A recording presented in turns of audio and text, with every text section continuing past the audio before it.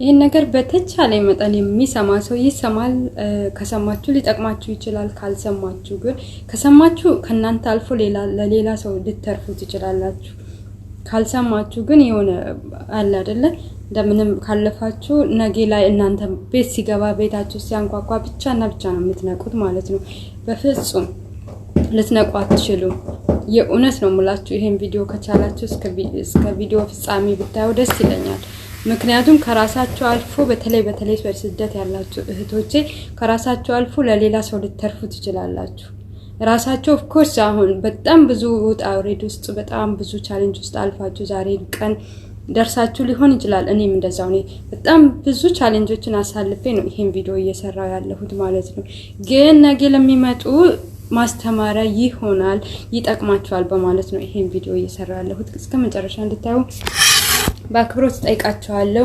ሰላም ውድና የተከበራችሁ የዜድ ዩቲዩብ ተከታታዮች በመላው ዓለም የምትገኙ እንዴት ናችሁ ለማታውቁኝ ዘውድነሽ ነኝ ቻናሉ ደግሞ ዜድ ዩቲዩብ ነው እንኳን ወደ ቻናሉ በሰላም መጣችሁ ዛሬ እንግዲህ መግቢያ ላይ እንዳያችሁት ማለት ነው ላወራችሁ የምፈልገው ነገር አለኝ በእውነት ማለት ነው በጣም አደነው ይሄን ቪዲዮ በጣም ብዙ ጊዜ ለመስራት አስቤያለሁ ብቻ በጣም ብዙ ጊዜ እንደዚህ ካሜራ ፊት ቁጭ ብዬም አላውራ ብዬ ደግሞ ትቼ ወደ ሌላ ነገሮች ገብቻለሁ ግን አሁን ዛሬ ላይ ሳስበው የሰማ ሰው ይስማ ካልሰማም ችግር የለውም ማለት እኛ የተጎዳኑ የሚያስተምሩ ወይ ደግሞ ልክ ችግሩ ደርሶባቸው የተናገሩ ሰዎች አልነበሩም ችግሩን ደርሶባቸው ችግሩን አፍኖ በቃ አልቅሰው ቤታቸው ዘግተው አልቅሰው ብቻ አሳልፎ በቃ ወደ ወደቁበት ግማሹም ወድቀዋል ግማሹም አልፈዋል በቃ እንደዛ ነገር ነው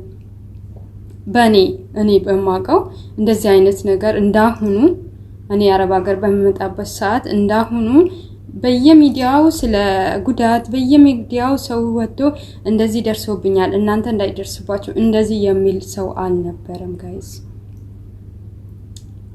ለምታቁኝ ታቁ ይሆናል የማታቁኝም ደግሞ ማለት እኔም የዚህ የጣፋንታ ቃማሽ ስለሆንኩ ነው ይሄን ልላችሁ የምችለው ማለት ነው ገባችሁ አይደል አረብ ሀገር እንዳወጣጤ እንደወጣው ቢሆን እኔ ዛሬ እዚህቺ ቦታ አታገኙኝም ስለ እውነት ነው የምላችሁ እዚህ ቦታ ልገኝም እኔ እንደ ስራዬ እንደ ማንነቴ በቃ ብቻ እዚህ ቦታ አይደለሁም አጠቃላይ ማለት ነው እንድትረዱኝ የምፈልገው ግን ነገ የሚመጡ እህቶች ማለት ነው የምትመጡም ከሆናችሁ እህት ዘመድ የምታመጡ ሰዎችም ካላችሁ ስሙ ይዋካችሁ እግዚአብሔርን ይጠቅማችኋል ስሙ ለነሱም ደግሞ ከሰማችሁ ይስማችሁ እኔ አሁን ሰው ከሰማኝ ይስማኝ መናገር ያለብኝ ነገር እናገራለሁ ይጠቅመኛል ብሎ የሚሰማ ሰው ይሰማል ካልሰማ ደግሞ ነገ ይሁን ሲያንኳኳው ይነቃል በቃ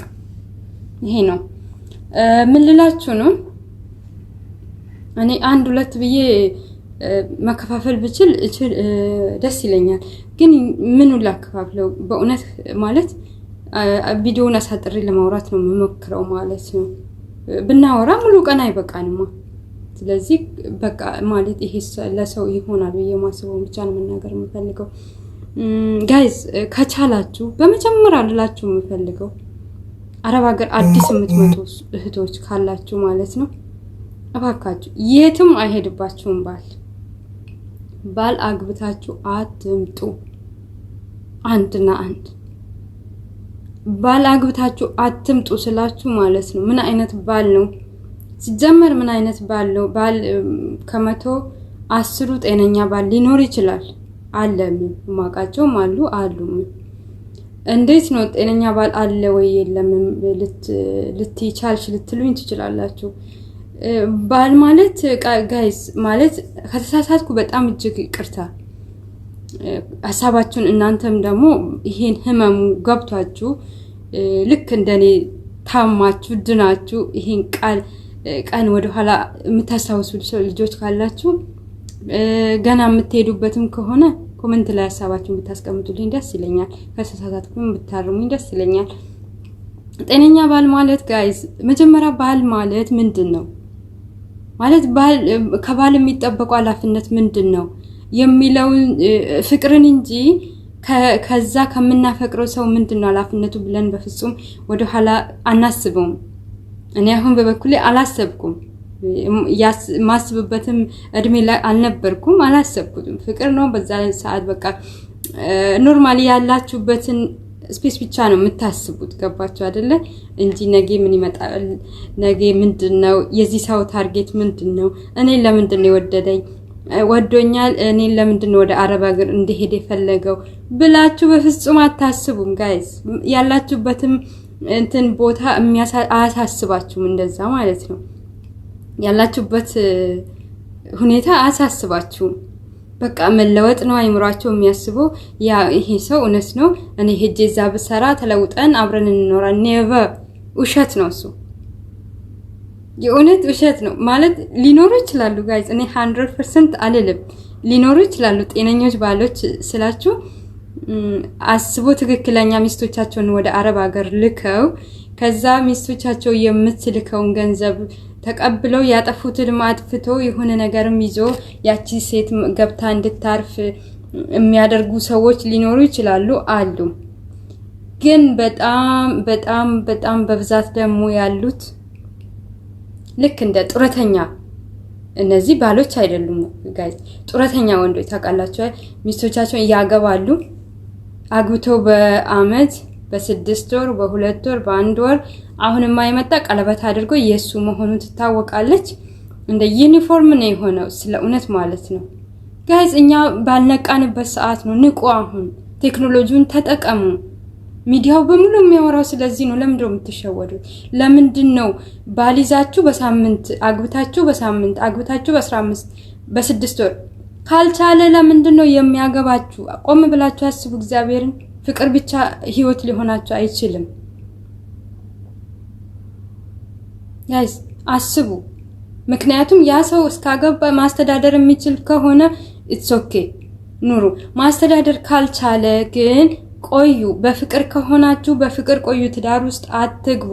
በፍቅር ቆይታችሁ ግን በፍቅር ቆይታችሁም ሰዓት ልክ እንደ ባል ቦታ ሰተን የምናገኘውን እሱን አሳውቀን የምናገኘውን ወደሱ ልከን የምናገኘው ሁሉ ነገራችን ለሱ አሳልፈን የምንኖር ሴቶች አለን። ነው መሆን የለበትም ጋይስ። ገንዘብና ፍቅርን ለይተን ማወቅ አለብን። ያ ሰው ለገንዘብ ነው እኔን የወደደኝ ወይስ ለፍቅር ነው? ገንዘብ እኮ ያልቃል። ገንዘብ እኮ ያልቃልም ይገኛልም ይጠፋልም፣ እንደዛ ነው። ስለዚህ ለገንዘብ የሚወዳችሁ ሰው ህይወት አይሆናችሁም። እመኑ ይሄንን።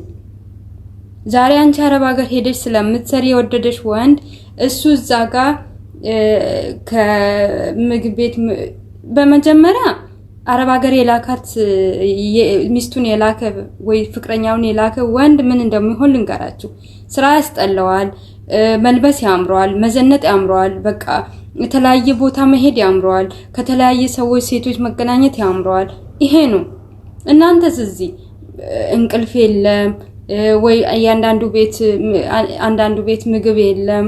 ሆዳችሁን አስራችሁ እንቅልፋችሁ ሳተኙ ትስራላችሁ። ወር ደረሰ አልደረሰ ታስባላችሁ። እዛ ሄዶ እናንተ የምታስቡት ነገ እንዴት እንደምትኖሩ ነው ፕላን የምታደርጉት። እሱ ግን ወር ደርሶ ልካ እንዴት ነው ከማን ጋር ነው ማጠፋው ገንዘቡ ብሎ ፕላን የሚያደርገው። ይሄን ወቁ። ገባችሁ? እንጂ እሷን እንዴት ነው ማሳርፋት ምን ሰርቼ ነው የሚለው ከ110 ነው ጋይስ። አትሸወዱ፣ የእውነት አትሸወዱ።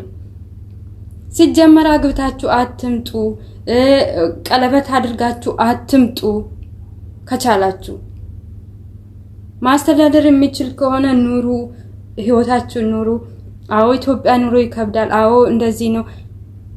ኦፍ ኮርስ ይከብዳል፣ 100% ይከብዳል። ግን መክበዱን እያየን ከገባንበት መኖር አለብን። ይከብዳል ብለን ከወሰን ደግሞ አለ መግባት።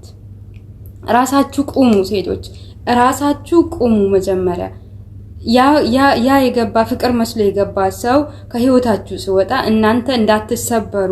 በጣም ብዙ ልጆች እስከ ህይወታቸው መጥፋት እስከምን የሚደርሱት መጀመሪያ ራሳችሁ መቆም አለባችሁ። ሰው ላይ አዎ ሰውን እንወዳለን። አዎ ሰውን ስንወድ በጣም ሞር በቃ የሆነ ካለሱ መኖር እንደማንችል አይነት ነገር ፊልም እናደርገው ነገር አለ ግን